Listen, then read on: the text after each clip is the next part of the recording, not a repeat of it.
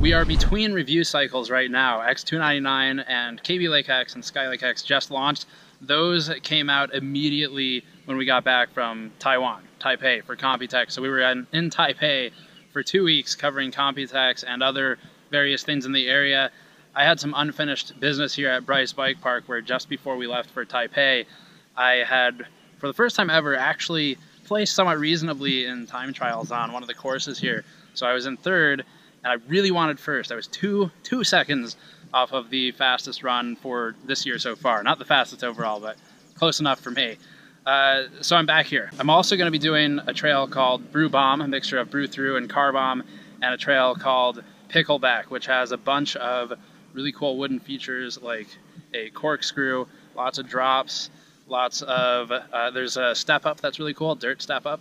There's a big table at the bottom and a small booter and a wall ride. So we're gonna go through all that today. This is just a vlog. Basically, the plan here is to do a decompression vlog following Sky Lake X and KB Lake X, which was basically a week of nonstop work because we had to get those up right after the trip to Computex. So enjoy. It's a bit different from what we normally do, but gives you a bit of an insight to the other side of some of the stuff that I work on.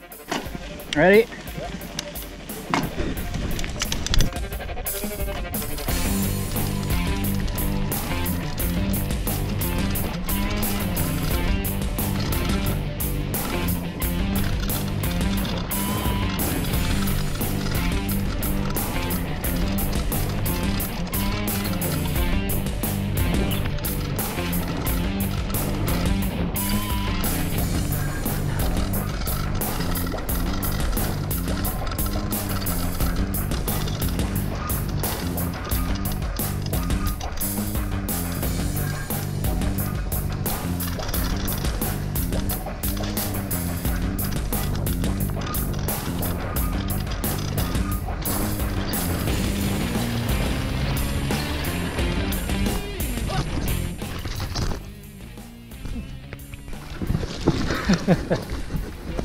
Yeah.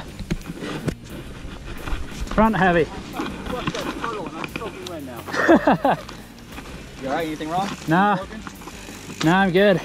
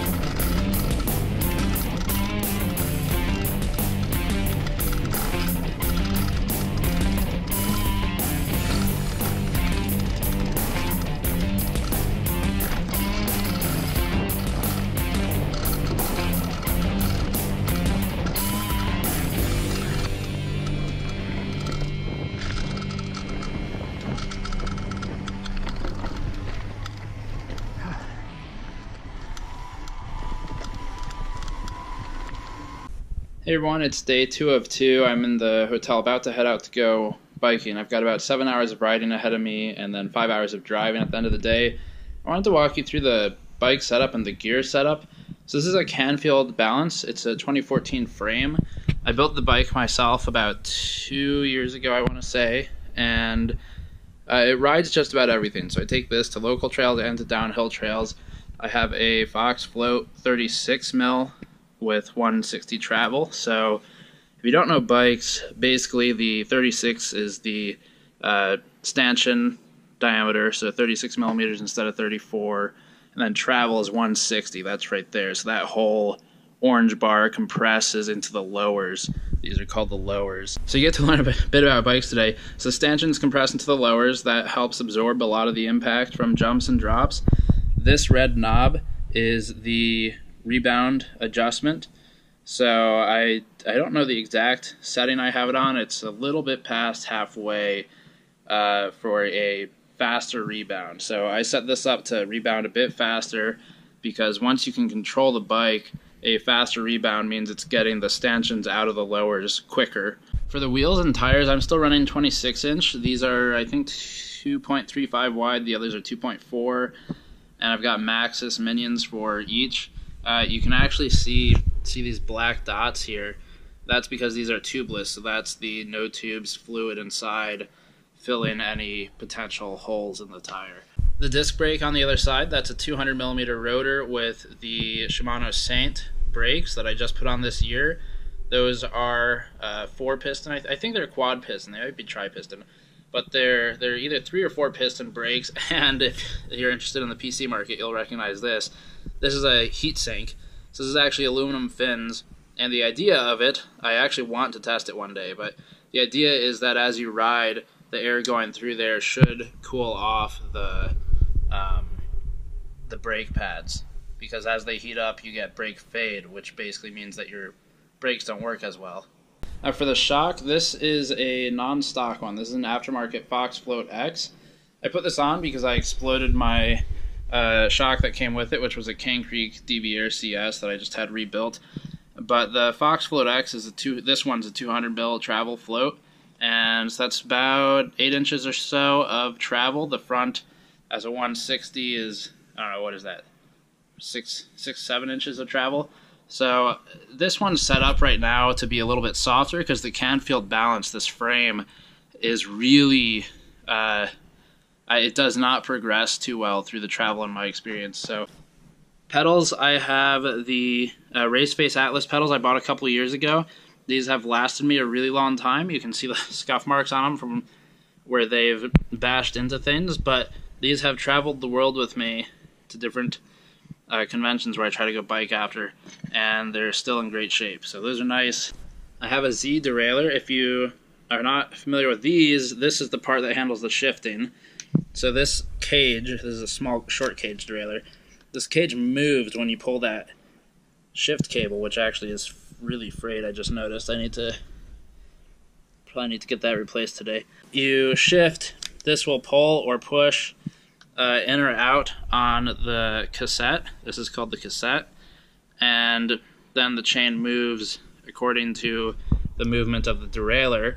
I have no front derailleur. I'm running a 1x10, and so there's just one chain ring in the front, and it's a narrow wide, which means that the teeth go wide, narrow, narrow, narrow, wide, and that helps keep the chain from falling off because it's got no front derailleur on it. For the rear brake, I have a 180 mil disc, and also the Shimano Saints with also the heat sinking stuff on there. I don't really know how well it works. I do kind of want to take, like, I don't know, an IR camera to it or something, calibrate it and run a test, but that's what I'm running for the bike.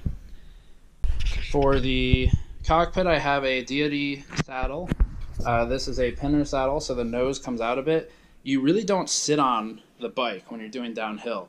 You're pretty much hovered all the time over the back wheel, like right here is where you're kind of hovering in the air. And the idea is you keep the seat low. See, it's pretty low here, so that there's a lot of room for air time, for jumps, drops, things, so that the saddle goes between your legs rather than up against your butt, because if it goes up, it'll push you forward and off the bike, and you'll endo. So that was the bike. Here's the gear.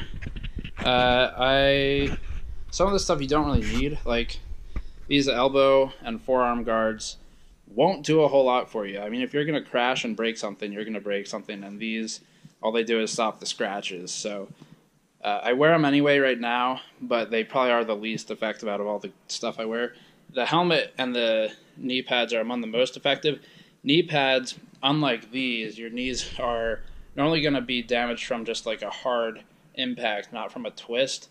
So these soften that blow a lot. You can land and slide on your knees with these and won't be hurt. The helmet, obviously, for a lot of reasons, is something you really want. So I bought this one maybe a year ago for last season. Okay, so that's it for the walkthrough. Let's go ride one more day.